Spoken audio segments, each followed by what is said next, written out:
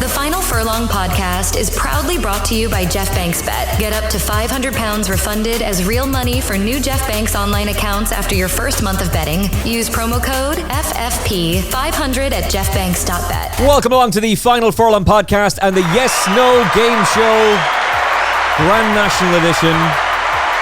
We have assembled an all-star panel as we're going to take you through every single runner for the 2025 Grand National at Aintree with yes or no questions for each member of the panel. We'll go through every single contender, yes or no, and then they'll tell us why. We've got Adam Mills, George Gorman, Barry Doyle from the Champ.ie podcast, and making his debut on the Final Furlong Podcast from the Ginger Joe Sports Show. Welcome along, Jaime Wrenn.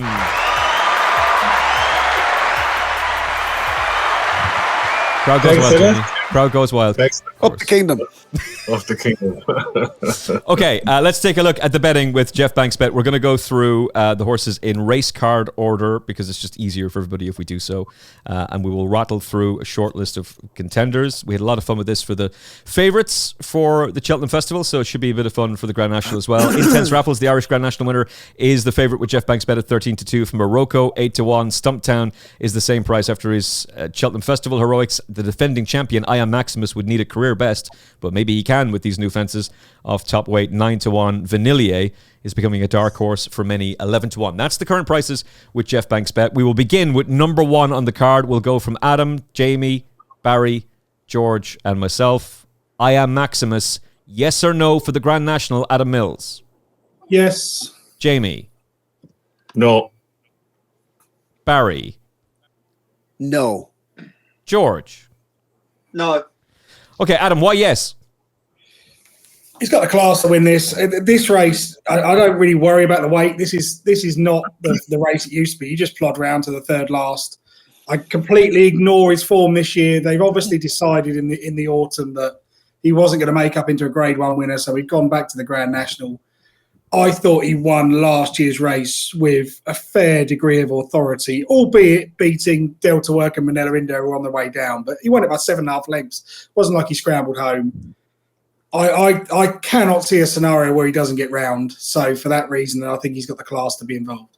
Okay, Jamie, just go to you for why no. I absolutely agree with everything Adam has just said, but he's a pretty short price and that's a lot of weight to be carrying.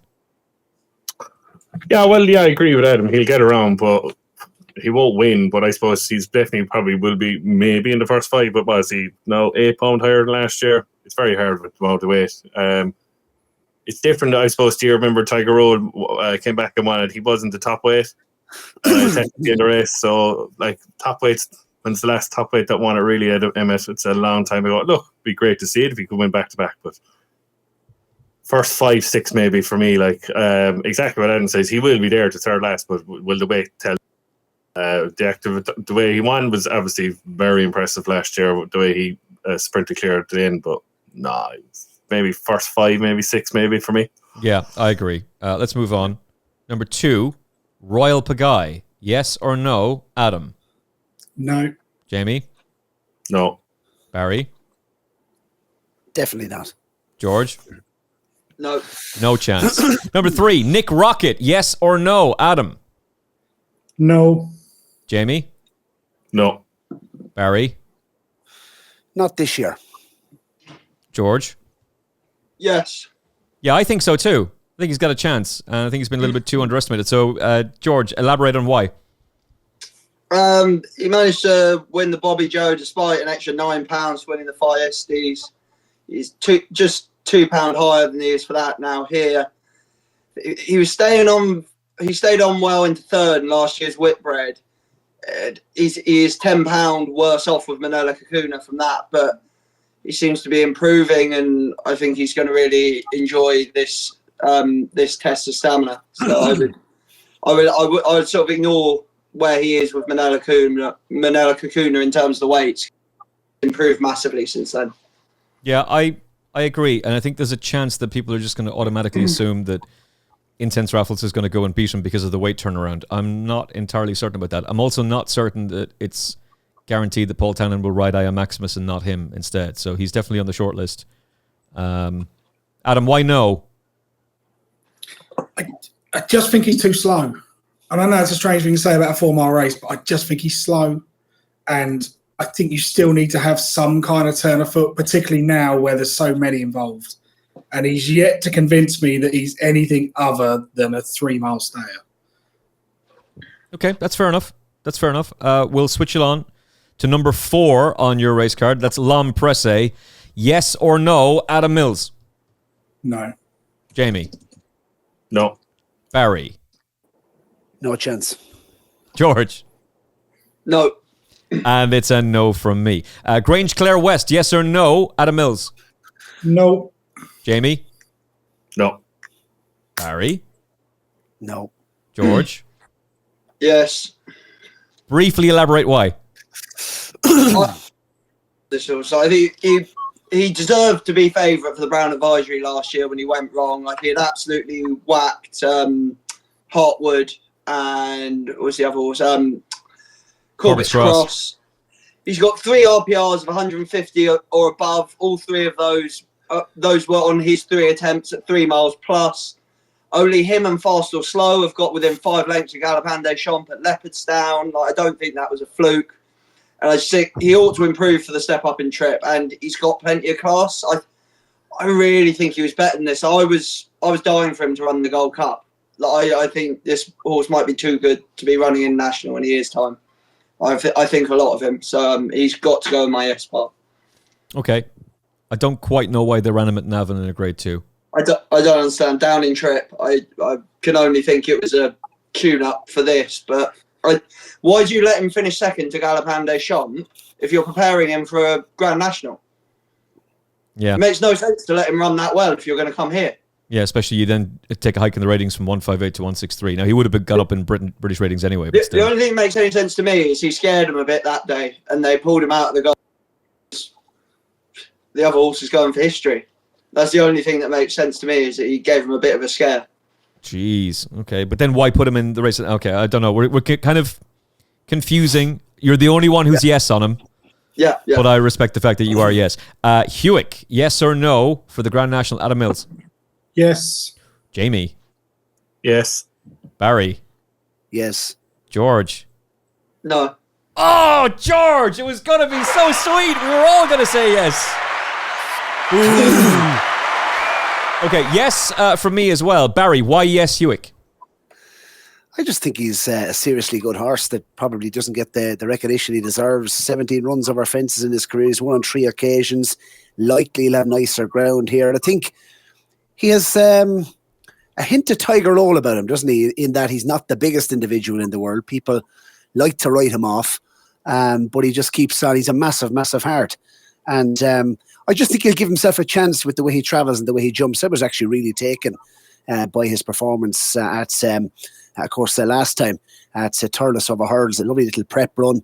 Beat Asterion for lunch by 5 lengths. Thought he with a lot of zest on that occasion. And don't forget that was his tee up and his prep over hurdles. So I just think, look, it's interesting looking at the shape of the National, and obviously you get a classier type of horse now, coming to the fore.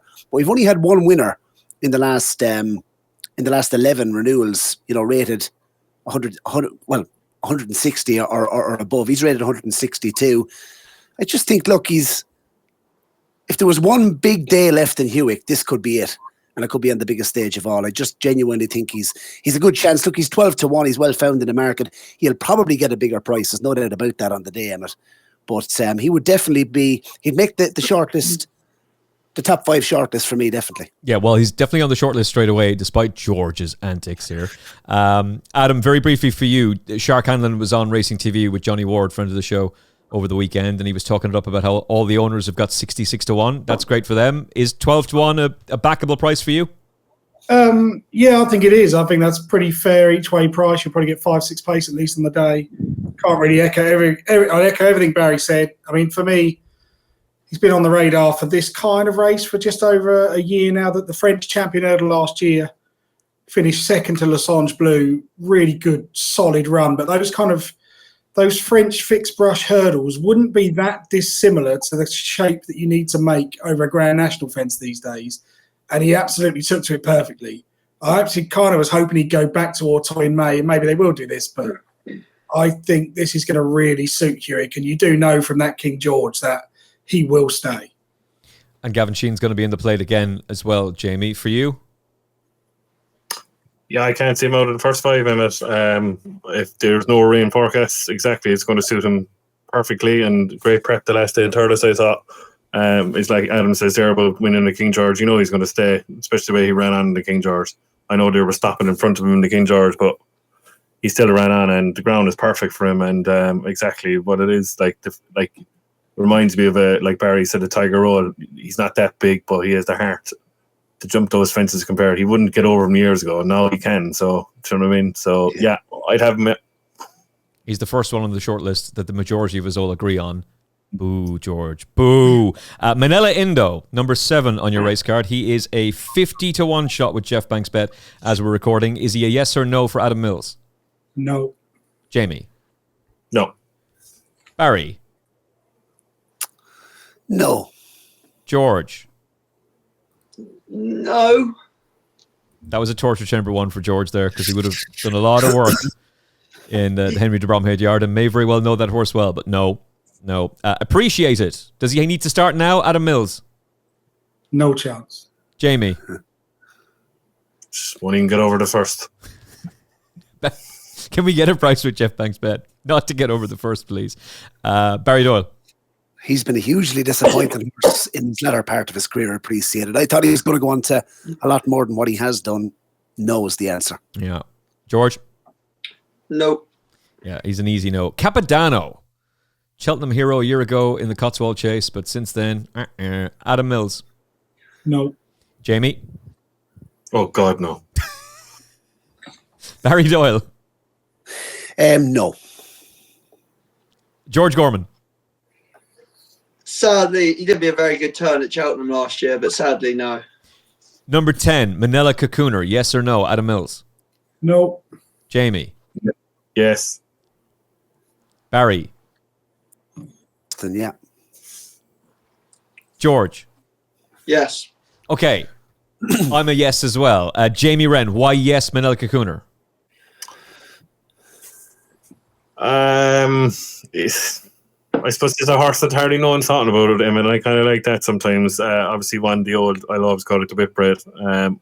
I think he'll just stay. He might hack around. Am I 100% confident? No, but I can see him. He's just a dark horse to me. When I was looking through the list there, am I confident? No, but it's this fact of the matter. I think he will be there at the end. Yeah, especially the way he won the whipbread last year. Yeah, I completely agree, and he should appreciate the better ground as well. One of the reasons why I'm against Grangeclare West, George, is because I really like Minella Cocooner, and we can't be going for all these Willie Mullins horses. So this is the one that I'm more interested in, and I think that this has been the plan for quite a while. Get him to peak for Aintree, and he ran a pretty decent race in the Bobby Joe the other day. I would have preferred a better run, but he will stay, and if the ground stays as it is, he's going to appreciate that too, George.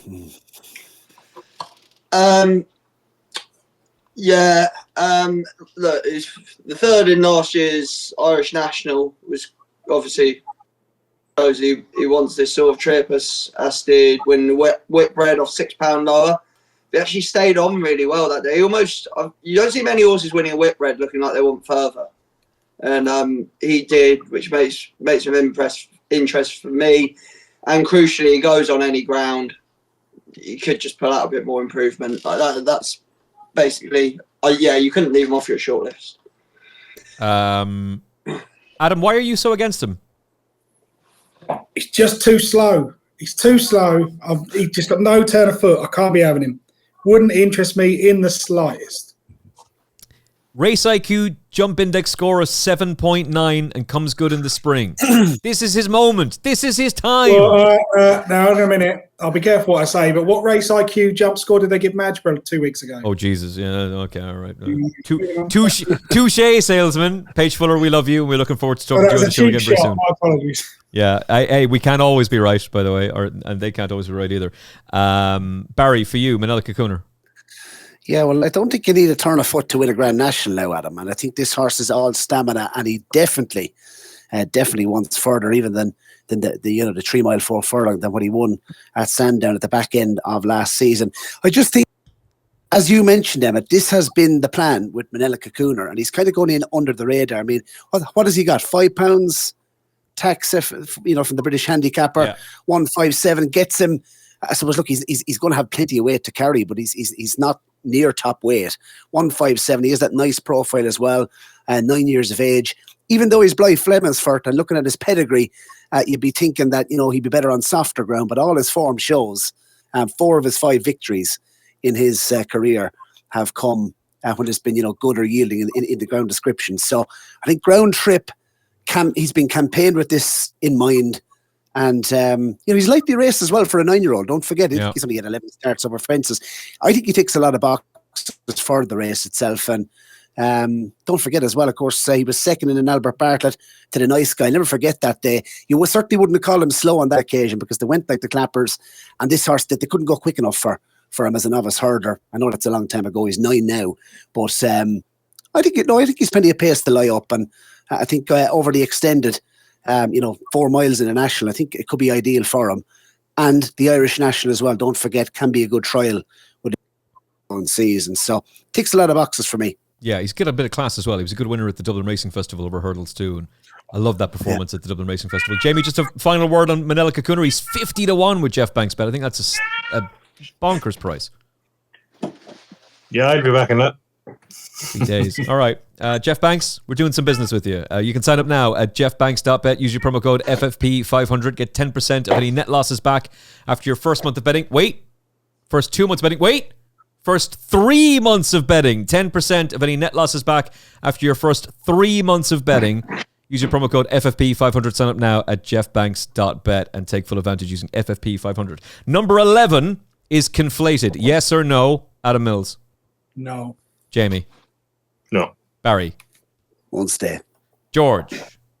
No. Moving swiftly along to Stumptown, Grand National, cross-country hero under Keith Donoghue at Cheltenham. Is he going to be a Grand National hero for the same jockey and trainer? Adam Mills? Yes. Jamie? Is Jamie frozen or contemplating? No. Oh, that was a torture chamber for you. Do you want me to come back to you after I've asked Barry and George? Are you definitive no? You'll come back and ask me after I'd say no, maybe, yeah. All right, Barry? I don't think so. I think he's had his day in the sun this year already. Yeah, we were talking about this earlier on. I think you could be right. George? Yes. Okay, Adam, why yes? I just love the way this horse travels. I know it's cross-country racing and the cross-country form is suspect. He just travels so well in those races. I think this test, he carried 11.10 to win the cross country. He's carrying 11.2 in this. I think he's good enough. He's got a rating of 157, and I think that's very fair on the form that he's shown. It's not that easy to equate the form, and I know we look at the cross country, and probably the price reflects the fact that Tiger Roll won 2 nationals on the back of cross country races, rather than what Stumptown is as a horse. But he's still only 8. It feels like he's been around a while, but he's only an 8-year-old. He's still got a bit of improvement to come over this trip. I think he'll be bang there. If he might find something outclasses him, but I think because of the way he travels, he will definitely be involved in the shake-up. George? Yeah, we sort of have a little idea of whether he'll stay the trip, because he ran a 4 mile 1 Banks race at Punchtown last year. He unseated rider when I think he was bumped by another horse, but he was travelling well at the time. It's just simple. Like, he made a complete mockery of this mark at Cheltenham last time out in first time cheap pieces. Like, if he was going over regulation fences, maybe I would worry, because he did look out of love with it when he ran in the Ultima last season. But I think the fact that this represents a new test for him, I think just the more interested you can keep him, the more you keep changing things for him, the happier he is. I think, did he run to 165 his RPR at Cheltenham? It was a career best by miles. And sort of the first, obviously he was held on to a bit the time before, but the first time cheap pieces seemed to bring out that bit more. I couldn't be against him, so he has to be on my list. It was 165. He's also having his first go at the Grand National, which is something I like, and he's in the right ratings bracket and he's the right age. So I'm yes, but I'm kind of only yes because you two are. So Jamie, I'm going to come back to you. Have you changed your mind? Are you still no about Stumptown? I'm still no, yeah. It'll be great for connections. I know connections quite well. They're from where I'm from.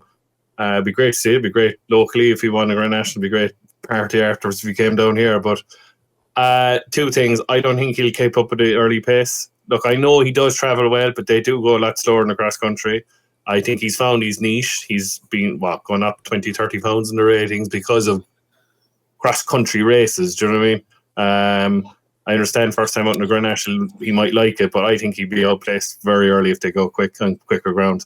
And if you look back, I know he had lows left in the cross country. He looked legless to me, and he looked beaten to me.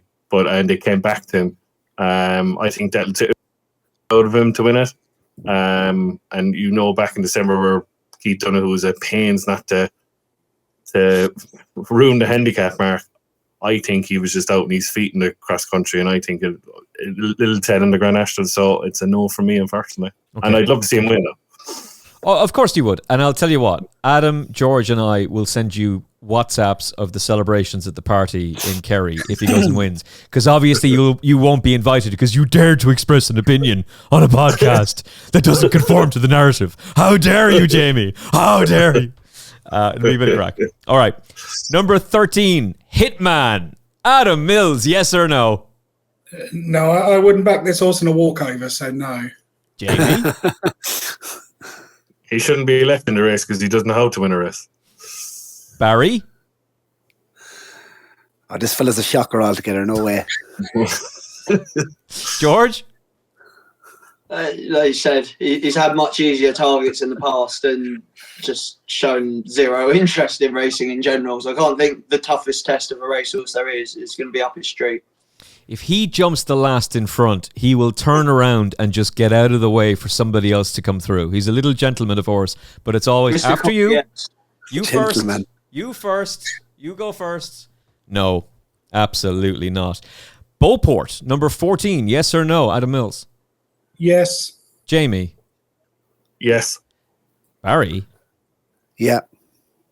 George? No. Oh, you've done it again. Eventually, we are going to get a horse that we all agree on. It better not be a short price. Okay, 40-1 Beauport is a no from George. I'll get your no first, George. Why no? On the face of it, the race at Ascot was very impressive. Like he won by miles. But what was the second? Was it a big breakaway in second? Mm-hmm. He's up £12 for that. And he had a £7 claimer on the day.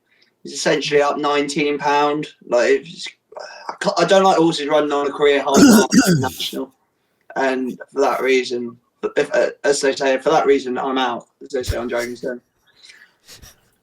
Okay, Deborah Meaden, thanks for that. Adam, why yes? I just think he's going to get the perfect ride for this. I think they're going to go from the front. This test is what he needs. And whereas I'll admit, I've written off a couple of horses saying they got no turn of foot. Well, Beauport isn't the fastest either, but he'll get a really prominent ride. The Ascot Chase win was one thing, but what I like is that since that Ascot Chase win, even though he's been running over hurdles to protect his mark, he's still been running well, where there's plenty of others who've been running over hurdles and running shockers. He's still putting the race pretty well. The defeat to Gwenny May Boy's not ideal, but they didn't go that hard in that race. It developed into a bit of a sprint. That's not his bag round Haydock. This is much more his trip. I think this has been the plan for a very long time. And I think if he gets into a rhythm in the front end, he'll be staying on forever. So he's got to have a chance. Yeah, he's been done no favours by the handicapper. He's off a mark of 156 now. Won the Midlands National off 140. Won the Berwickshire National off 144. That was good ground at Ascot. He is absolutely bolted up that day. And he's converted that form to hurdles by finishing third in a Grade 1. There's an awful lot to like, Jamie. Awful lot to like. Exactly what Adam said. And you just took the words out of my head there. Emmet, that he beat Mr. Incredible, didn't he, in the Midlands National on heavy ground. Running around, he looked the winner in the long way, didn't he, for Crambo and Hidden Valley Lake did. That's Grade 1 hurdle. Wouldn't take any notice of the run against. I couldn't believe he went off favourite to beat Gwenny May Boy at head off. It was ridiculous. But they're running around to protect these Mark. Look, that Mark is a little bit higher, and exactly what George says is a little bit of a worry that he is 19 pounds higher. But this has been the plan all year, especially the way he's ran well over hurdles all year. So, yeah. And he's a perfect up in the van there. He's going to be up there in the inside, jumping away, hunting away, and see. Will he stay out? He probably will, but will he go too quick maybe? That's the other side of it. But, yeah, he's definitely going to be a prominent race, and I'd definitely be a player 33 to 1 each way. I think we can get you 40s with Geoff Banks Bet, so that's even better for you. Thanks very much. Now, it's first 4, anti-post rules apply, but still, I'd rather get 40 to 1 than 33's first 5. We'll move on, but he's very, very high on the shortlist, except for one member of the panel who decided not to play ball. That's all right. It's a game of opinions, and that's what it's all about. What will the opinion of Brave Man's Game be? Number 15, Brave Man's Game. Yes or no for the Grand National, Adam Mills? Yes. Yeah, I'll say yes. Change my mind. I'll say yes. Okay. Jamie, yes or no? Brave Man. We're asking about Brave Man's Game. Now, we're talking about, just in case there's any confusion here, we're discussing Brave Man's Game's chance in the Grand National. I got a bit stick on our own show. Ginger Joe said, I said one day he's a Grand National horse. So I'm going to say yes. Have I? Sorry. Did Dr. Strange open a door to another universe? I'm like Adam. I changed my mind on him. Okay, that's 2 yeses for Brave Man's... This is Brave Man's Game we're discussing. And we've got 2 yeses the one we all agree on? For the Grand National. For the Grand National at Aintree. 2 yeses so far. 2 more to go. Barry Doyle, Brave Man's Game, yes or no? Not for me, thanks. Okay, I thought I'd gone into another dimension there or something. I don't know what was going on. George Gorman, yes or no? Brave Man's Game. No, the wind surgery over summer didn't seem to help. He was, I will say for him, he was slightly better last time with no headgear and the tongue tie fitted, but no. I was going to have to put him on the short list if there was a yes from either of those two, because mine is no. No! And I'll tell you why no. If he had any chance of winning this race, Harry Cobden would be riding him, particularly given the ownership situation, but he's not. So you can elaborate as to why Adam Mills, to be fair, he is a 40 to 1 shot. Why is Brave Man's Game a contender for you for the Grand National? Well, I think there's a jockey upgrade here because James Reevely is coming over to take this ride. And I think he's a better rider than Cobden. There's your little clickbait for you, Emmet. But I also think this is what this horse needs. Since he won that King George, they've ridden him like he's a 180 horse. Prominent all the way, been really aggressive, and he's just not that horse. Actually, what he did was win a pretty bang average renewal of the King George. Now, to be fair to the horse, he went from there and gave Gallopan a bit of a fright, which is a brilliant race. I accept that race left the mark on him, and they've tried wind surgery and they've tried all kinds of things, which is Paul Nicholls' kind of method of giving out wind operations like they're candy. But I do think what this horse needs is a fresh pair of hands.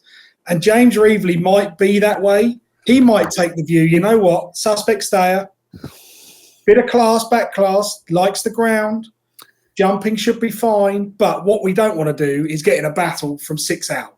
So I'm expecting Brave Man's Game to get a completely different ride, really quiet out the back, try and deliver him as late as possible. Reevely spends all day long jumping fences at Auteuil. Steeplechasing at Auteuil is not that dissimilar to the Grand National. They're enormous fences, they're bushes, brick walls, banks. I just think he's got a much better judgment of pace, and he'll come into this with no baggage. He's not thinking to himself, I won a King George on this once upon a time, so I've got to try and win this Grade 2 round Weatherby. He's just going to come in and think, I'm going to have a little spin around the national fences, ride him as quietly as possible. And Paul Nicholls pulled everybody's trousers down with Caldwell Potter. It's not impossible to think they've done the same. You've almost persuaded me. You've almost persuaded me to do a complete and total about turn. But I'm not quite there yet, though. But that was damn persuasive. Jamie, your compelling argument as to why Brave Man's Game is a bet for this is the Grand National now we're talking about. We're not talking about the Bowl. We're talking about the Grand National. I echo what Adam says exactly. There's going to be no pressure on James Reed. Upton will probably have him sitting in third, fourth, pushing him along and saying, you're not going quick enough. you probably see him over the far corner on the other side of the thing, right over the far corner, hunting around, and that's where he'll be. What I think he'll win the race, probably not, but I suppose it's something Barry touched on there. Do you need a turn of foot to win a Grand National? Sometimes I think you do, especially at the elbows, the way Am Maximus won the race last year. The only thing I will say, Brave Man Game does not have that. We all know that. If, the bookies are going to give you, some bookies are going to give you huge concessions on the day, 6, 7. He could be in that type of a frame of a bet if you're for once every year punter. Do you know what I mean? I wouldn't put you off. And yeah, I think he'll just travel into the race, Emmet, to be honest with you. And I think he's tailor-made for the race, yeah. 6 starts ago, he was rated 170 by the BHA handicapper. 6 starts ago. He's now off 155. If Nichols has pulled off one of these incredible... Because this is not what he does. But he did do it with Caldwell Potter. So if he's managed to pull off another great trick here... Damn, this would be... You've nearly both managed to turn me completely around. I need to get some common sense from George Gorman before we move on. Why can he not win? Basically, what I've just said, the wind surgery hasn't seemed to work. I couldn't have it on my mind at all. I think he'll curl up. I think he might get to the Melling Road and then just curl up completely. I think they'll kick away from him. He'll have to dig in.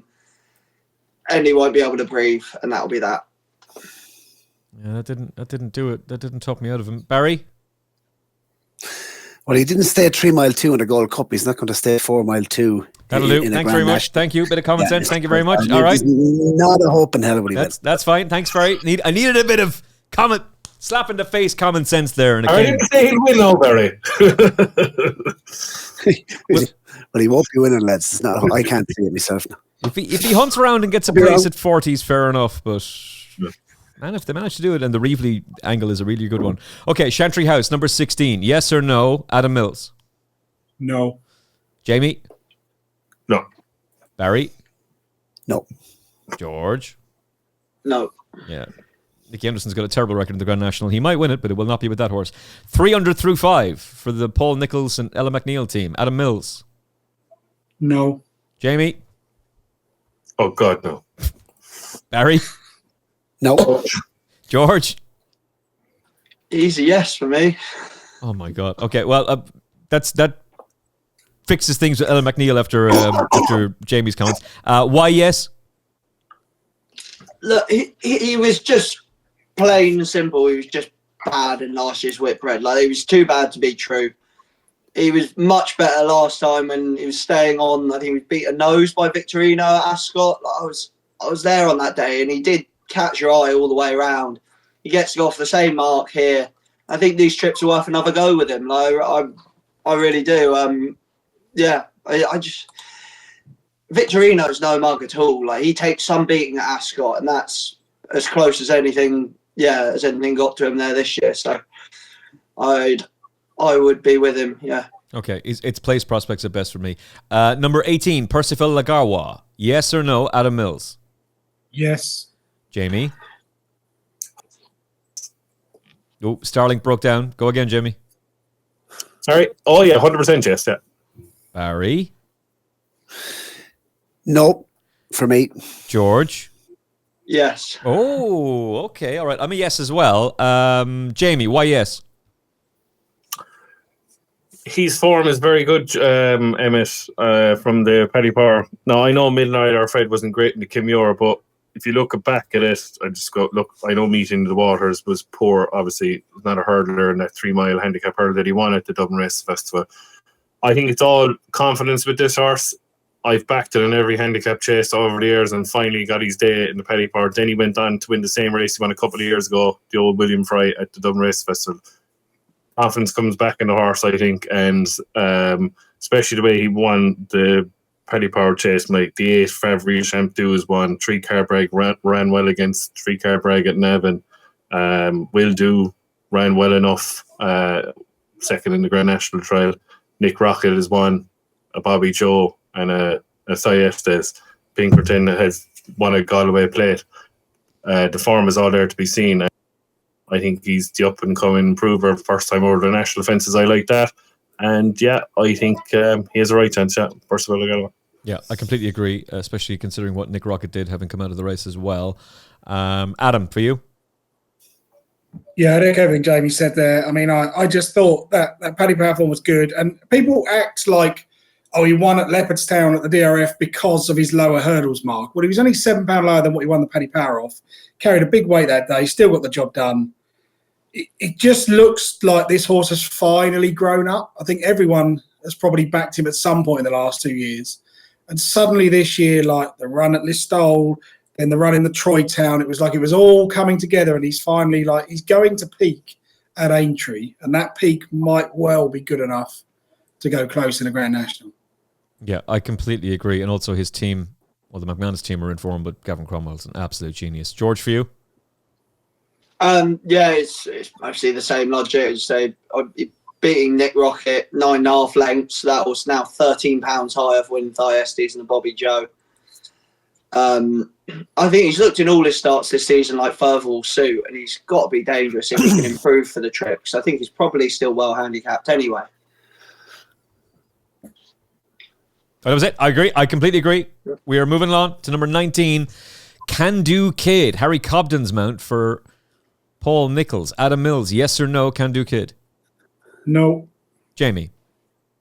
No. Barry? I feel like I should say yes, but I'm going to say no. George?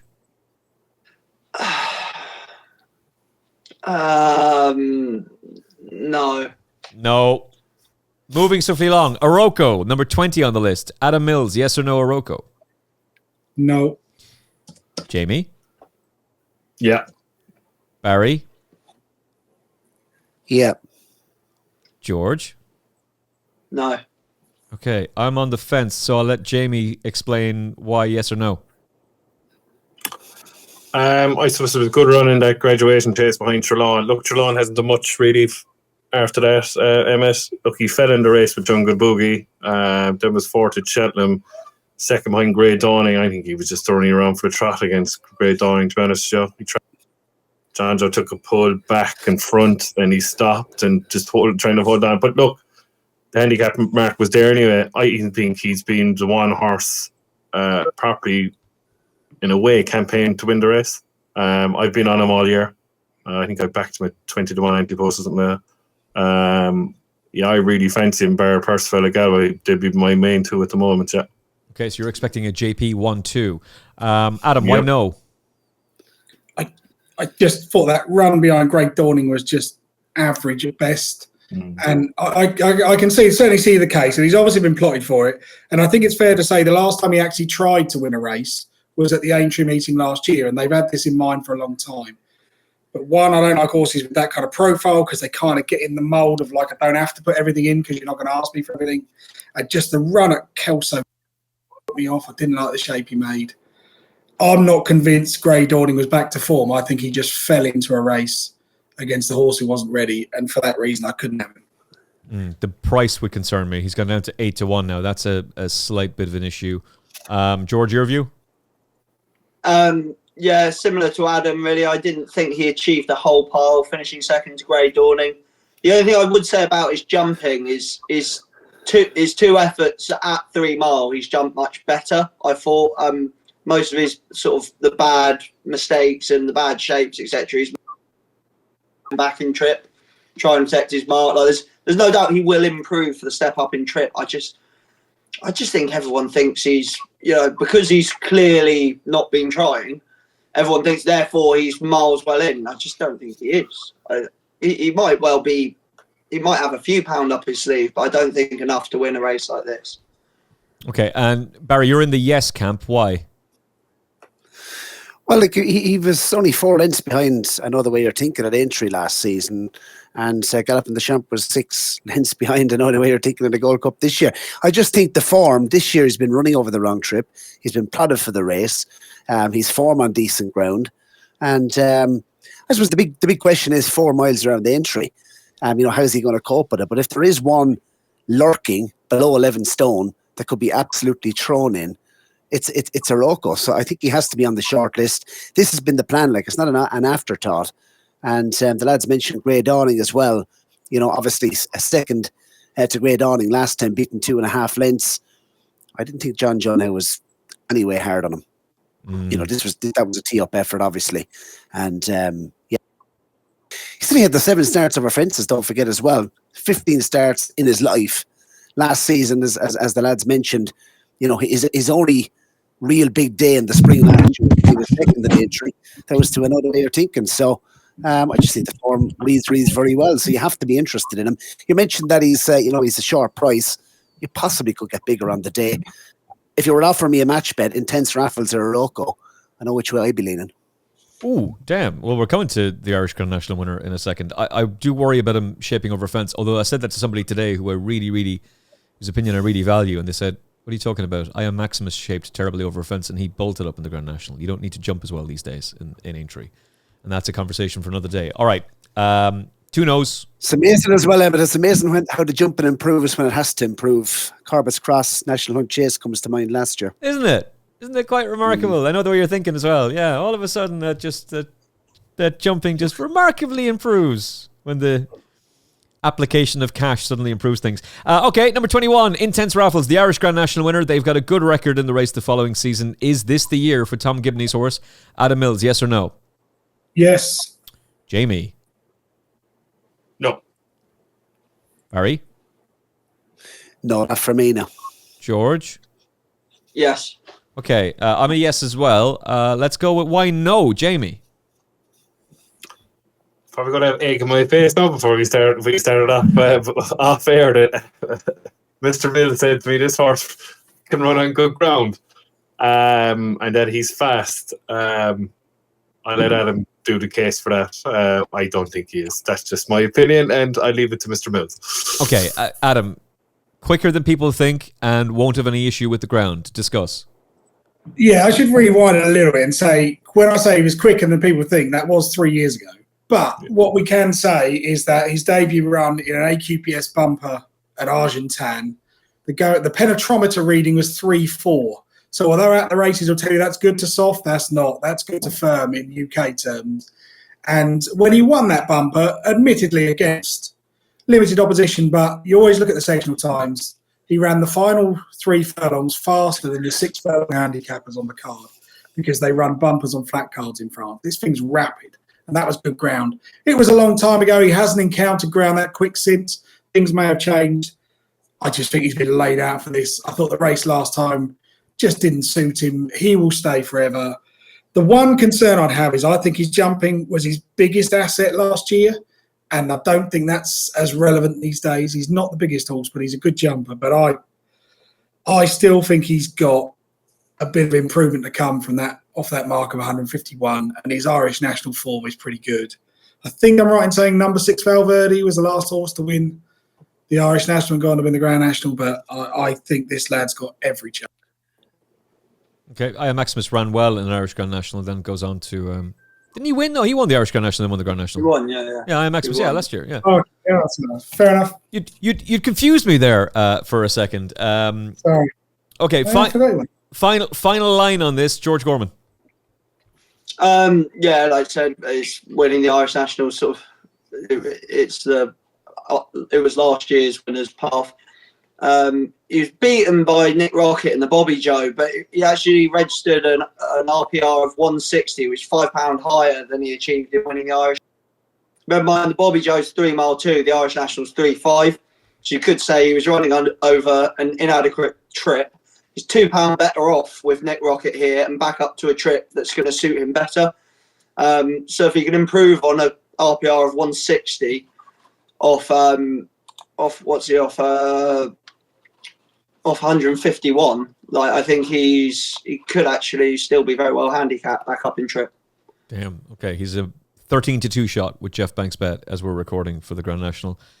Bidding to do what Am Maximus did last year, go from an Irish Grand National to British Grand National winner. And we had Daryl Jacob on the show at the start of the season, and again a couple of months ago, this was the horse he was looking forward to riding most of all. And I'm sure his decision to retire was taken with the careful consideration that he was going to have to miss out on this. And the Irish Grand National win is probably what got JJ Slevin the job as well. So best of luck to everybody involved, and hopefully we'll talk to Daryl before now and Aintree. Senior Chief, for your old boss, Henry de Bromhead, George Gorman, yes or no? I'll start with you, George. No. Adam. God, yes. Jamie. No. Okay, Barry is stepping away for a second. He's going to talk to the BHA handicapper and get a stern talking to. Adam, why yes? This is my biggest bet in the National. In fact, it's my only anti-post bet in the National so far. Was this lad? I backed him the minute I did the analysis for the Hennessy, not the Cold Trap, it's the Hennessy, back in November. He jumped terribly at Newbury, absolutely terrible. His jumping speed loss was the worst in the first 10. Ran no race at all, and yet he finished like an absolute steam train that day. Fastest final furlong in 14.34. Run out speed was only beaten by Victorino, and that run out speed has been a good. Victorino won his next 2 starts. They then obviously decided jumping's a bit of an issue, but we could get this lad in the National, and I'm really glad maybe they read my column and they went, "Oh, this lad could be a National horse." I don't know, but then they've given him a little bit of break, and he came back in a Pertemps qualifier at Naas the other day. Now, Rachel Blackmore, she should be on the phone to Charles Burns because she knows how to smuggle one into a handicapper and make it look good. Jesus Christ. There was no attempt whatsoever to qualify for the Pertemps final at Cheltenham. He just absolutely plodded around the back. We'll tuck him in behind tired horses. We'll make it look good. But I looked at the sectional times. He ran the fastest final furlong in that race. He finished like a train, but because he finished 9th, this horse is absolutely primed. He's ready to go. Don't need to worry about the jumping so much around here. I'm so excited that I think I found one. It'll probably all go wrong, and his jumping will let him down, and he'll come down after 2. But I just think the data suggests this. They've just sat on this horse, and they obviously decided when he won at Cheltenham in October, Grand National, 1 run in the Hennessy. Here we go. And I'm kind of hoping Rachel chooses this over Minella Indo because I'll be so disappointed if she doesn't beat that thing. I think she might, because Minella Indo's had his go. He's had his opportunity in the Grand National and he couldn't take it. So I don't know why you'll be siding with him now. 50 to 1 is the price of it, Senior Chief, with Geoff Banks Bet. 50 to 1. And if you're not swayed to at least have a small bet by Adam's passionate case there for the horse, then I don't know what to tell you. You can sign up now for Geoff Banks Bet to get 10% of any net losses back after your first 3 months of betting.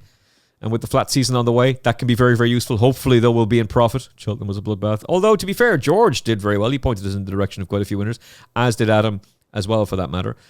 So you can sign up now, geoffbanks.bet. Use your promo code FFP500 and take full advantage of 3 months, 10% of any net losses back after your first 3 months of betting at geoffbanks.bet. Sign up now to get involved, particularly with the flat season on the horizon. We've got Punchestown coming your way very soon as well.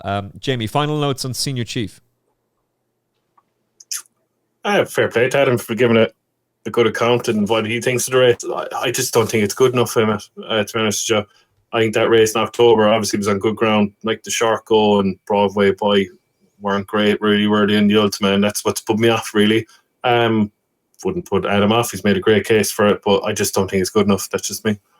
Okay. The Dozen Dreamers have got their hands on Ida's Boy. He was a good winner at Kilbeggan back in July, but are they dreaming about Grand National glory? Yes or no, Adam Mills? No, not for me. George? No. Jamie? No. Yeah, it's a no from me as well. Oh my God. Do we even have to mention this horse? We do? Okay. Mr. No. Incredible. Yes or no, Adam? No, definitely no. George? No. Jamie? No. No, he embarrassed me at the weekend. He's off the list. Phil Dorr. The Caldwell horses have started coming good. Don't mention Imagine. But the others have started coming good. Adam Mills, yes or no, Phil Dorr? No, not for me. George? No. Jamie? No. No, won't stay. Broadway Boy. Yes or no, Adam Mills? No. George? No. Jamie? No, absolute pig of ours. Yeah, had his chance in the Ultimate, couldn't take it. Coco Beach. Yep. Adam Mills. No. George?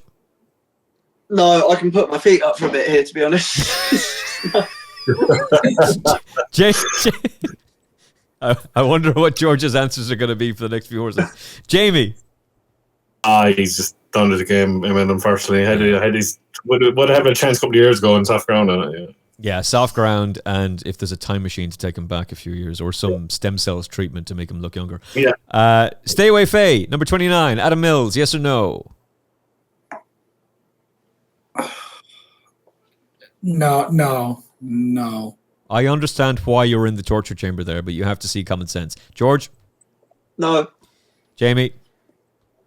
I'm kind of in the torture chamber with Adam as well, but I'm gonna use my brain a small bit better than Brave Man the game and say no. Okay. Barry Doyle returns. Barry Doyle, yes or no? What did I miss?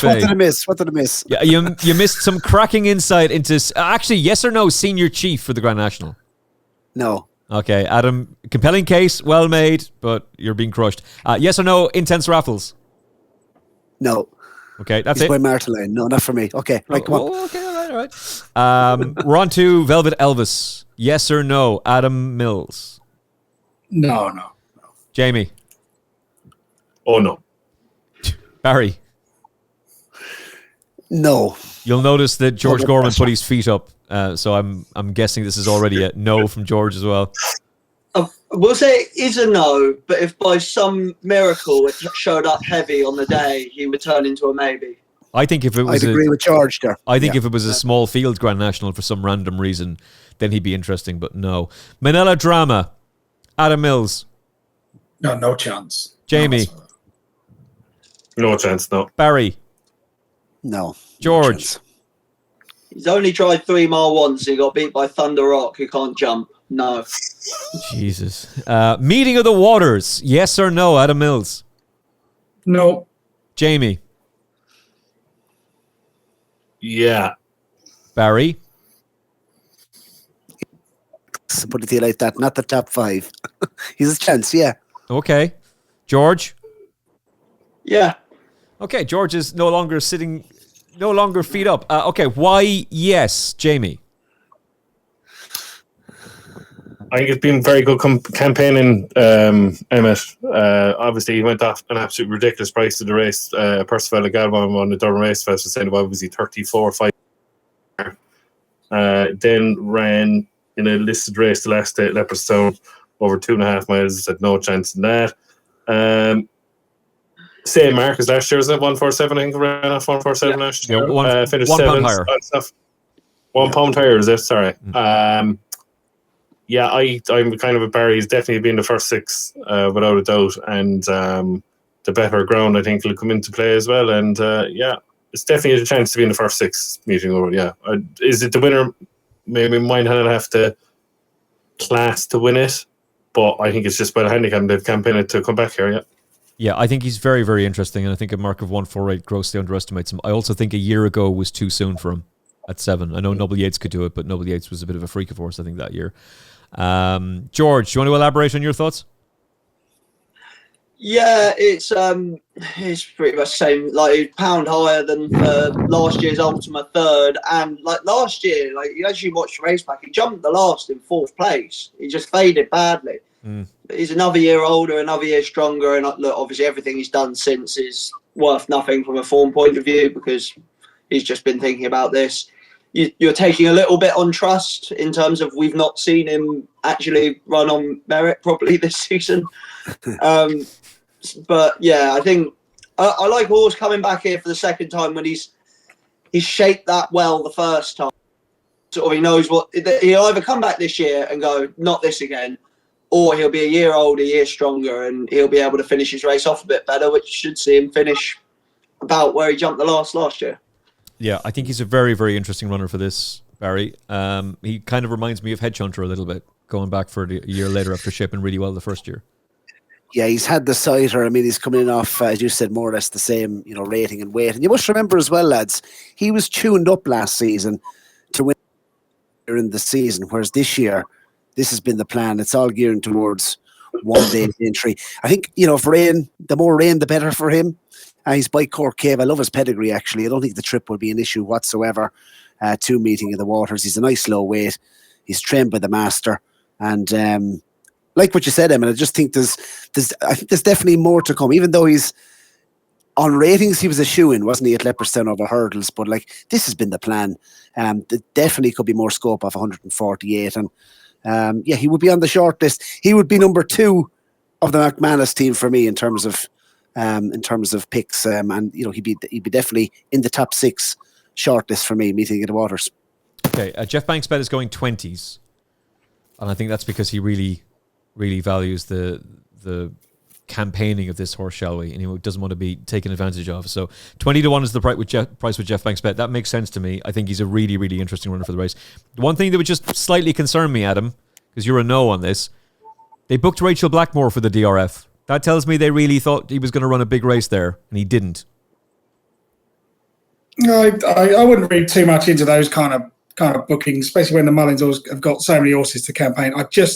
For me, it's more not. I don't think he stays, and I think there are some seriously dour stayers in this year's Grand National, and there are also horses who will get to the end of the 4 miles and still have the ability to sprint. And I'm not so sure about his constitution for that. I could see the argument in placing, but I just can't imagine he doesn't find at least 1 or 2 with too much class. Okay. He's bringing us down to earth there a little bit, but there are 4 of us saying yes about meeting of the Waters, and he is 20-1 with Geoff Banks Bet. To the John Joe O'Neill team and Monbeg Genius, yes or no for the Grand National, Adam Mills? No. Jamie? No. Barry? No, but I do like him. It wouldn't surprise me if he got into the mix. I do like him, but probably no. George? No, but he probably will enjoy this test, but I just can't see him being good enough. Like, he was keeping on well in 4th in the Welsh National, but like further will suit, but no. Yeah, I think he is a player, but he was 3rd in a Hennessy when he had a chance to win it. Really, his chance hinges on that Ultima form with Faster Slow and Craic Rambler. Obviously, Craic Rambler was unbelievably well handicapped and was terrific in that Ultima and brilliant in the Grand National. But we've seen him plenty of times. It was nice to see him win at Uttoxeter the other day. I just don't know. He's going to be low on the weights. He will get a run. He's off 147, and Nick Schofield is excited about him. Reluctantly, it's a no, but you could very easily retrofit his performances and go, that's why he won afterwards, but I'll skip him. Vanillier, former runner-up in the race. Adam Mills? No. Jamie? No, I had his chance. Barry? Yes. Best chance of the Cromwell team for me. George? Yes. Okay, Barry, you say he's the best chance of the Cromwell team? Yeah, I like him. I mean, he likes it around Aintree. As Jamie said, he definitely has had his chance. But I liked his last 2 runs. He actually bolted up a Punchestown, of course, and wasn't given a hard time of things at the cross country at Cheltenham. And people are going to say, well, why are you talking down the chances of Stumptown? Exactly as Jamie said, Stumptown probably did have a harder race in the cross country than Villiers had. I think over the years his jumping has really got together. He's off, an ultra low weight here. The ground isn't going to be an issue. Looking at his rating last year, he was rated 151 coming into the contest. This year, of course, he's rated 147. He's only 10 years. Well, I say he's only 10 years of age. I don't think that's a negative. And he's not overly raced. I think Villiers has to be a player off a low weight. I think at the Cheltenham Festival as well, if you're to ask me for the top 5 eye catchers across the whole meeting, he definitely would have made the shortlist. He was a real eye catcher staying on. And as I said, I don't think he had a hard race. And I think any Gavin Cromwell runner who's been placed at Aintree in an Aintree National previous that knows his way around the national fences, carrying 10 stone 6 right down at the bottom of the weights, has to be respected, Emmet. So 11-1, it's probably short enough, but if you were getting 14s, 20-1 on the day, I think he's an each-way player for sure. Yeah, I think these markets are a bit of a mess, really, and he probably will be one of the horses who drifts out. Adam, why no? I just can't see it. I can't see it. I think, he caught the headlines, but he caught the headlines also because Sean Flanagan went the wrong way in the cross country. And I know that threw him out of his rhythm. But in the way that cross out, it suited something to come from further back.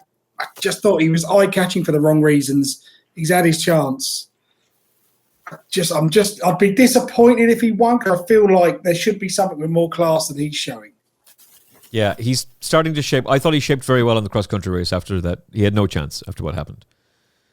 But you'd be disappointed if Vanillier is the Grand National winner.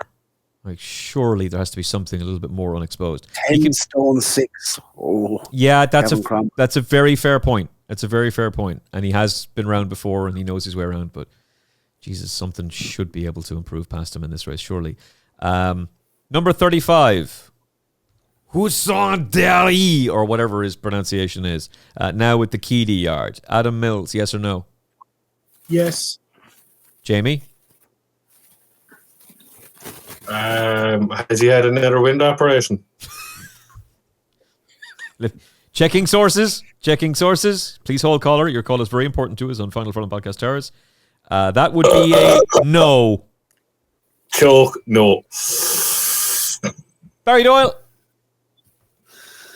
No, he's Japanese bred, isn't he? Yes, he is. I've just seen that. I've never heard of Legallois. Aside from the... He might... What was that race? He might have that turn of foot that you lads are talking about. If he's what was that race? Black Stair Mountain one. He might have a chance in that if he's Japanese bred. Nakayama Grand Jump, yeah. That's it. I couldn't think of the name. Nakayama, yeah. The Lord of the Rings. That's who Legolas is from. I couldn't think of the name. Yeah. Brain not. Orlando Bloom's character. Brain no longer engaging. George Gorman, yes or no? No. Okay, I'm going to very briefly give you a chance to explain why. He's 100-1 shot. Adam Mills, why? So, like, this is like one of those, you know, when you look at the national and think, I just got this hunch about a certain horse for some reason. Now, Legolas has actually had some decent winners over jumps. He is not a complete no. But Henry de Bromhead had a horse called It's Bilbo, won a juvenile hurdle this year. He's by Legolas. I wonder how they do that. Yeah, exactly. You see, bit of genius name, that one. This is a hunch, right? But this is one of those horses that the Mullins Yard got wrong. And they got it wrong spectacularly. Campaigning really well over the summer of 2024. Finished second in a Kerry National behind Florian Race, was a bit of a joke. Most of the jockeys should have got 2-month ban for the lead they gave Florian Porter, but it happened. Finished second in that. Went on to finish second in the Munster National at Limerick, trying to give a stone to Real Steel. But the problem is he went from April all the way through to December without a break, and they kept going. So after the Munster National, they went to the Coral Trophy. Then they went to the race at Leopardstown over Christmas. It just fried him a little bit. Had a little bit of a break. Ran over an inappropriate trip last time. It was finishing all right. Switched to Michael Keedy. They bought him purely for the National. I just feel like this horse has got a massive race in him. And maybe being the superstar in the yard will suit him better than being the also-ran. Now, clearly, here I am making a case for 100-1 shot. It's a bit rich of me to say Vanillia's got no chance with all his graded form, but I'm going to put this yoke up. But I just think there's a big race in this horse. I think he'll really like the trip. The wind's obviously a concern. The dip in form's a concern. The first try over the distance is a concern. But I'm getting that all factored into my price. Michael Keedy is a very shrewd trainer. He's going to make some waves in the next few years. I just think Heronso Dairy's got a massive race in him. And if he was back of his second to Florian Porter in that Kerry National, you'd fancy this horse off a marker 147, so I've got to give him a squeak now. Okay, that's a pretty damn compelling case for a 100-1 shot in the Grand National. We will switch to Highland. Nicky Henderson has never won the Grand National. Is this the horse to give him his first win? Nico de Boinville swinging along on the bridle, coming there with every chance. Adam Mills, yes or no, can Highland win the Grand National? No. Jamie? Maybe to no. I'm going to say no. Yeah, I'd say no. Barry? No, not for me. George? I'll give it a yes. Okay, briefly, why yes? That's not an enthusiastic one, by the way. And Jamie was almost with you there, but both of you, in the end, you've just about said yes. He's just about said no. Why? He beat National Unchased 5th transmission 15 lengths. And then he beat the National Unchased 4th half length the following time. He's only beaten 2.5 lengths in the Cato Star. Like, look, the last day he was beating £15, but he was giving away 22. Sorry, he was beating 15 lengths. He was giving away £22, and he was staying on well at line. Like, if he can improve for this, if he can like improve for this sort of a test, like what, like that sort of form, like second in the Cato Star, surely he's better than 147. Surely, like that would be my thinking. I don't know what Nico could have done really at Kempton the way that race panned out, but he would have been closer had he been closer to the pace. And maybe it wasn't the race panned out the way it did. There's not a whole lot they can do about it. I think he's had a huge chance. He would have had a huge chance in the Ultimate. They've decided to come for this race. Off 147, he has to be of interest. The problem is his price continues to contract. So, Jamie, why were you almost with him, but in the end, no? I suppose, yeah, you're probably right. You should have been in the Ultimate.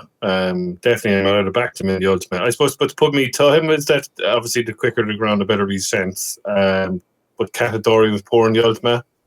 But the other thing I will say, what's maybe coming around to the S is that the Jukebox Man would have won the Brown Advisory by half the track in my book, because that was the worst Brown Advisory of all time, in my opinion, because the Jukebox Man would have won it. And that's just me, and that's the only reason I'm kind of coming around to Highland. Yeah. The Jukebox Man catching strays, just sitting in his box, minding his own business, and he's getting strays from Jaime Wrenn. The 13-year-old Celebre Dallen, not a dry eye in the house, they'd be saying on ITV if this guy was to go and win, but we're here for logic and form. So, Adam Mills, can he win? Yes or no? No. I've made some wacky cases tonight, but this I can't make it with this lad. No. Jamie? No. Barry? No, but Micheál Nolan, some pilot at the moment, lads. Oh, he's unreal. A double today, and if he was, no, I wouldn't think so. 13 years of age, but I think domestically, he's cleaning up at the minute. Double today. Yeah, he was good on his comeback at Bangor. It was a really good. We covered that race on TalkSport too. He was very, very good that day. But this is pie in the sky stuff, surely, George. Yeah, I said earlier I don't like horses off a career high mark in the National. I certainly don't like 13-year-olds on a career high mark in the National. Fontaine Kange, yes or no? Adam Mills? No. Jamie? No. Barry? No. George? No. Nearly at the end. 3-card brag, yes or no? Adam? Yeah, just about. Jamie? No. Barry? I feel like I should say yes, but I'm going to say no again on this one. Okay. George? Yes. Okay. Why yes, Barry? Adam, even. Sorry. Apologies. I'm not like 100% on him. I just think he just looks like one of those horses just crying out for a real extreme test. I felt like if they'd have got him in the National Chase, that's where he'd have gone. But he, 146. If he gets in off a low weight, he'll stay on forever. Probably going to find things out for him, but he will. He'll get round, and he's a nice horse. He's probably the one right at the bottom of the weights that if he sneaks in as number 34, I'd have a couple of quid each way just in case. They'd be better off now campaigning for the Tri-Town on deep ground, I'd say, next. That might be what they do. I suspect that this horse was being aimed at the National Chase, and then the BHA and the Jockey Club came out and said, yeah, that's gone, by the way. Just worry about the ground for him. Would the ground be a little bit too quick for him? That's kind of why I'm saying no. But he'd be dangerous off that rating and mark if he did squeeze in, But yeah, for sure. Final word to you, George? Look, if you look at the Grade 2 at Navan the last day, he's beaten 5 lengths by 254 rated chasers now. And he was receiving £5 from one of them. He was off levels with Bright Day. He was receiving £5 from Stella Story. And so those are, 2 154 rated chasers. He made a bad mistake the last down the back, I think, and he essentially had no chance. I think he did well to finish within 5 lengths of them. It just makes me think that if he was value for better that day and he comes here off 146 and, like we've all said, he's crying out for step up in trip, I wouldn't be certain about the ground not suiting him now, lads. Remember, they throw a lot of water on this course. If you just got a touch of rain on the week, like the water for good to soft, but it doesn't take very much to make it go soft. I think he'll have a good chance. Yeah, I agree. if he gets into the race, I think he's very, very interesting. A couple of others to just mention very, very quickly. Minella Kroner, Adam. No. He hasn't beaten a horse all year. No chance. Jamie. Was he retired yet? It could be on the cards. Adam. Come on, It's been asked already. Apologies, Barry. If there was a 10-mile chase, maybe, but there's not. So. George. No. And then we're coming to Twig. That's an instant no from Adam. Jamie? No, not good enough. Barry? No. But I've spotted one. And George? If you're going to continue to go down the list. No, really disappointing this season, really. Like the second in the Ultima last year, you sort of thought he would have gone on. He hasn't at all. Like, his best effort was getting beat by Beacon Edge over hurdles, which not ideal, is it? But yeah. Okay, so we're pretty much at the cutoff list now. Who have you spotted, Barry, that you think could be of interest? Well, look, he's highly unlikely to ever get into the race, but Duffel Coat, I think, is interesting wherever you see him next if it was nice ground. I thought he was a real eye catcher in the National Hunt Chase before.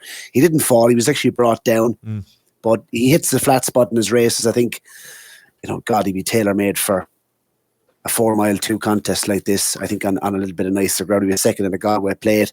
Not the biggest individual in the world.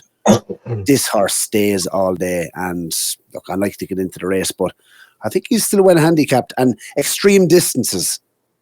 Even a Scottish national, I'm not entirely sure that might suit him, but wherever he turns up next, you'd imagine it will be in a national.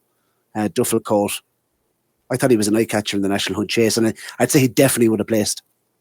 Yeah, I don't want to be reminded of that race. It was a bloody nightmare. Especially when we talked up the winner for so long on the show, only for me to talk myself out of him. Adam, anybody else that we haven't mentioned yet down the list that if they got in would be of immediate interest to you? I'm not sure about immediate interest. The one, he's number 45, so he won't get in, but Roy Marge, he jumps really well. He's got loads of cross-country form in France, which you wouldn't normally associate as being good enough. You probably only have to run to 130 to win a French cross-country.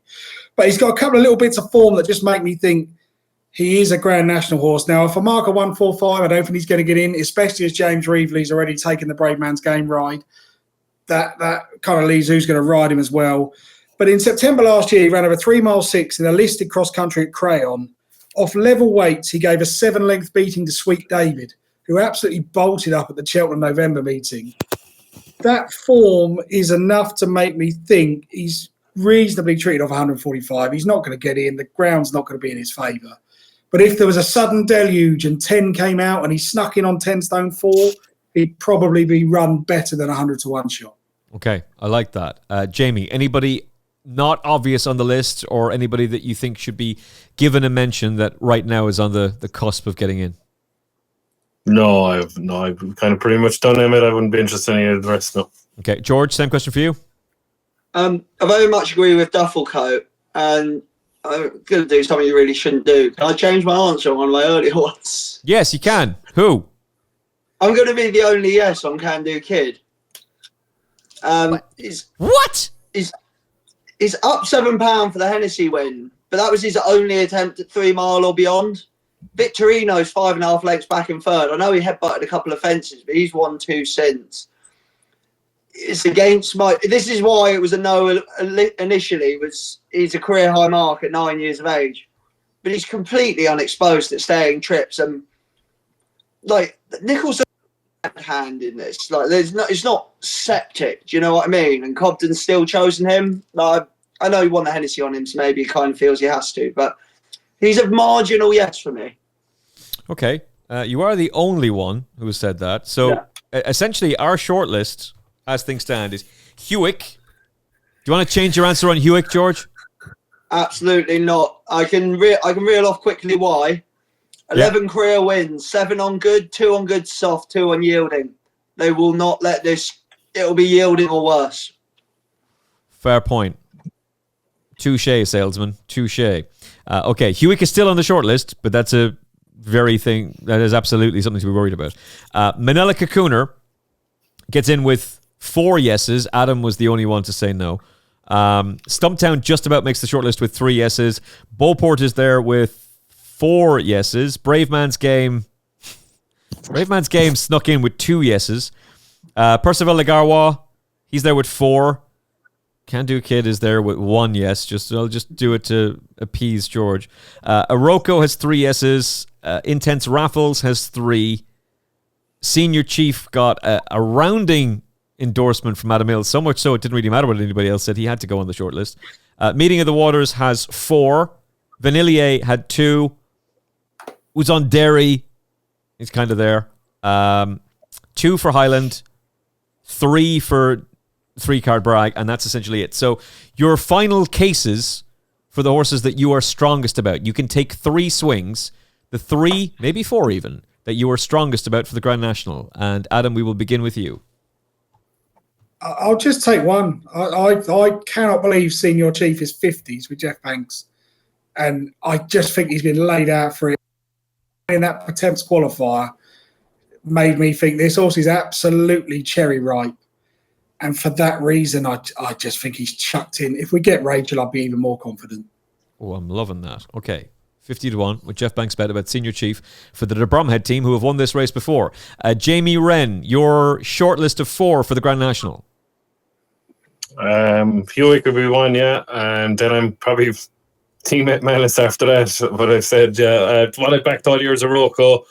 The one I think has been campaigned last year to get back to the race, even though there's obviously, as Lad said, the doubt that he might not stay, is Meeting of the Waters. And the one I think finally is like Adam, I agree with Adam says as well, that he might have finally grown up. And I definitely give Perceval Legallois a top chance, yeah. Okay. That's a strong Frankie Tight-Lips team there. Barry, your shortlist for the Grand National. Top one would be Minella Cocooner. Boxes. He's ran 4 times this year. He's running 3 grade 1s.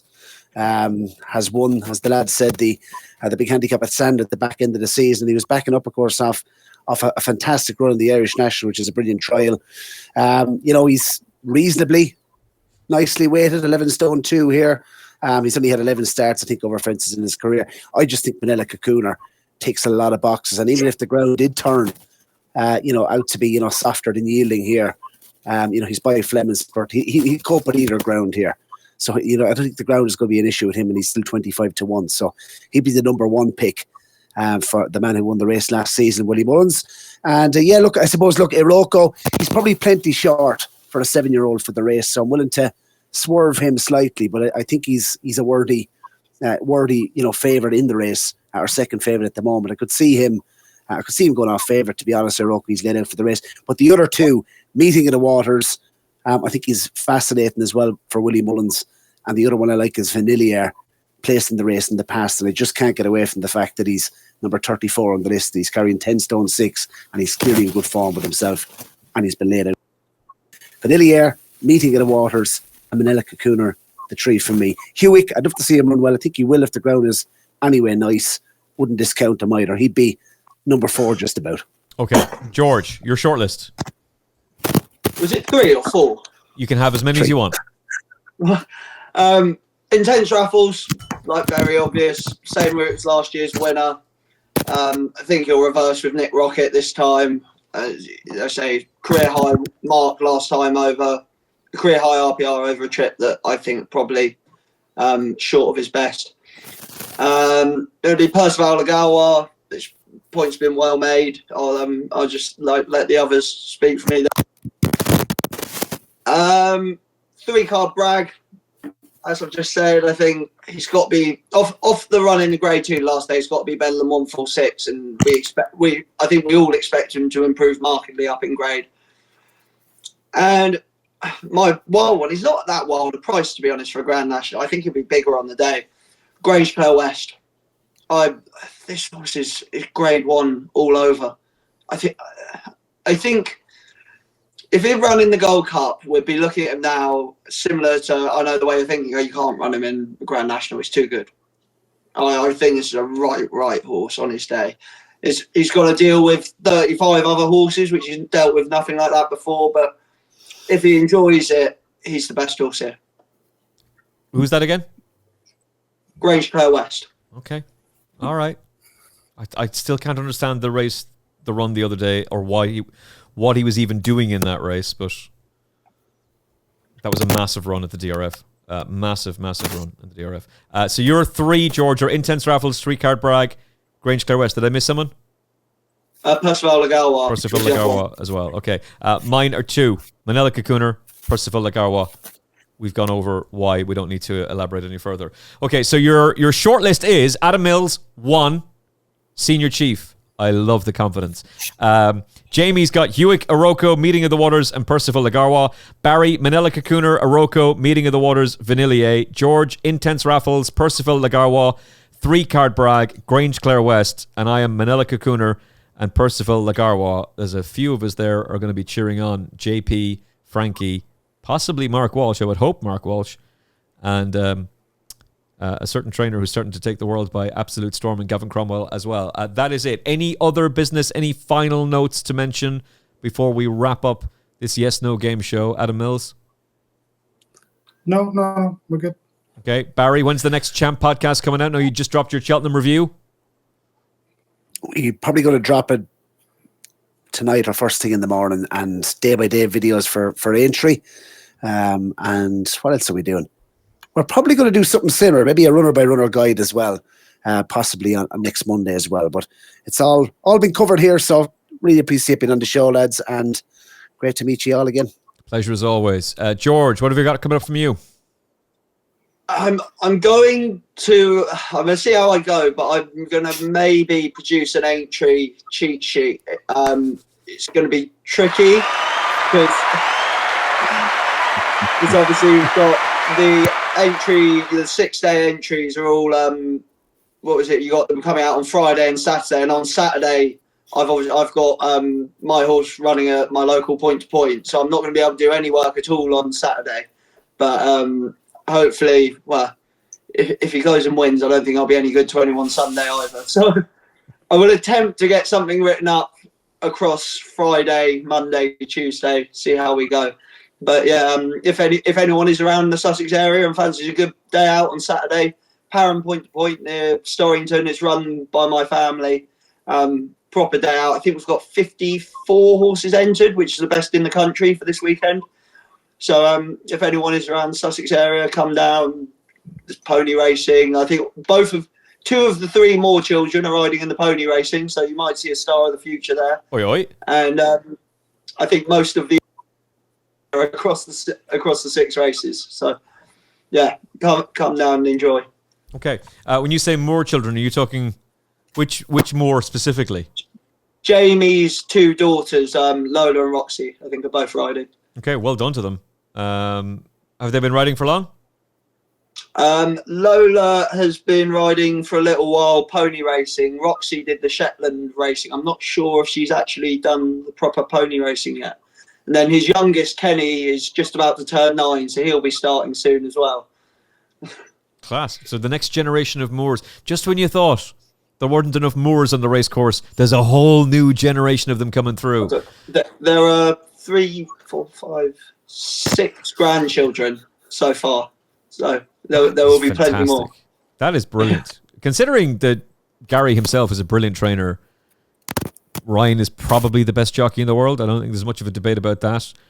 Jamie, fantastic talent in the saddle as well. Haley's one of the best broadcasters in the business. It's really remarkable, the talent that you see there. So nice to see the next generation of the country. And they themselves, they bring along the jockeys, even the jockeys he doesn't breed, like Hector Crouch and like Cutter Bucks doing great at the moment. There's loads of them come out of here and do very well that aren't necessarily Moors. Class. All right. Fair play.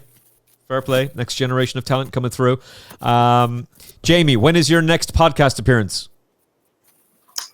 We just dropped our Cheltenham review. I think it came up today. I think Joe put it out today. We'll do something for Aintree, right, Emmet? We'll do probably one. Just go straight through all of it, maybe. That'd be the easiest thing to do. I'd say, time wise and family wise for me, trying to get me as a tip in itself, trying to get me around my schedule. But look, we try to make it work as best as we can. And it's supposed to be something for next week. All right, chat. Okay, well, we'd like to get you on for either the Irish Grand National or Punchestown. So we'll put that request in now. You can have. I told Ray the boss to let me. We're putting that request in, and we're going to confirm it now. Transfer request complete. We might get Darryl Carter on the show as well. He's one of the best in the business. That doesn't make any sense to me at all. Adam Mills, when's the next content for ATR coming out? There should be a review coming out tomorrow, looking back at some flat racing in the US. We've all got to get into flat racing, and I've got a nice 2,500 words to write on the Lincoln later on, which is really something to get your head round. And then we'll have some previews for the Grand National, looking at the data, and also Dubai World Cup night. Is there Randy going back to the Lincoln, lads? Is he? Or Randy? On the Irish? He's in the entries, so... Yeah, I hope he turns up. If he did, I'd give him a big chance, actually, each way. Okay. Randy. Okay. We have the horse finish fourth in it next year. He's going back there for us. In the headline from my column, because that was my selection, so, we'll crack on. But, yeah, I think if Randy runs, he'd have a great chance. Okay. I still have to get my head around it. I was watching flat racing at the weekend. I'm pretty excited about the return of the flat racing, and I'm supposed to be at the Curragh tomorrow for a big lunch, but there's just one problem. I got the invite late, and I'm going to the dentist in the morning. That's going to be a whole lot of fun, that. What did they serve for lunch in the Curragh these days? I don't know, but I'd say it'll be nice. I suspect it'll be nice. I won't be able to eat any of it because my jaw will be probably wired shut after a trip to the dentist. If I'd known beforehand, it would have been a whole lot better. But anyway, we'll see how we get on. If I just blubber everything all over the place there, or stumbling around the place after being pumped full of Novocaine, and possibly best to just give it a skip now tomorrow, but we'll give it a go. Right, that's it. Jamie, we're getting you back on the show very, very soon. Don't care what anyone says. You're coming back on the final. We'll get to transfer paperwork. It's over. Check out the Ginger Joe Sports Show if you have not. It's excellent. Check out the Champ podcast if you have not. You really should have. It's really, really good. Barry does excellent work there. Obviously, Adam's content without the races is gold. The George Gorman cheat sheet was one of the few things that was profitable during Cheltenham. So if he manages to do one for Aintree as well, that will be well worth checking out. If you haven't already, you can do so now. Everybody's Twitter username is available on the page on YouTube. And if you're watching this on YouTube, likes are much appreciated. From Jamie, George, Barry, Adam, and from me, thank you very much for watching. Thank you for listening. We appreciate it. Hopefully, surely we've unearthed the winner of the Grand National with that shortlist. And if we haven't, well, there's always the flat season. From all of us, look after yourself and each other. God bless. The Final Furlong Podcast is proudly brought to you by Geoff Banks Bet. Get up to £500 refunded as real money for new Geoff Banks online accounts after your first month of betting. Use promo code FFP500 at geoffbanks.bet.